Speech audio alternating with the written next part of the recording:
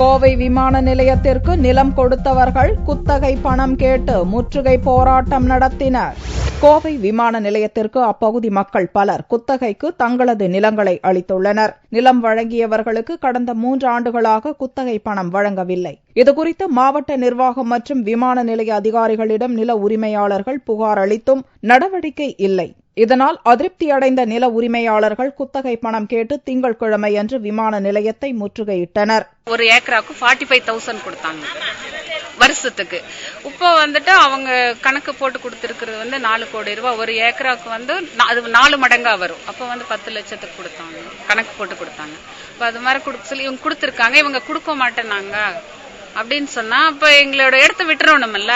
அதையும் விடவும் மாட்டேன்னா எந்த பதிலும் இல்ல. வந்தா இப்படிதான் நீங்க எங்க கிட்ட வரக்கூடாது, கேட்க கூடாது அப்படின்னா நாங்க எங்க போய் கேட்கறது? கலெக்டரேட்ட போனா அவர் இங்க போங்கிறாரு, இங்க போனா அங்க போனா எங்க நாங்க போறது? குத்தகை பணம் கேட்டு விமான நிலையத்தை பொதுமக்கள் முற்றுகையிட்ட சம்பவத்தால் விமான நிலைய வளாகத்தில் பரபரப்பு நிலவியது.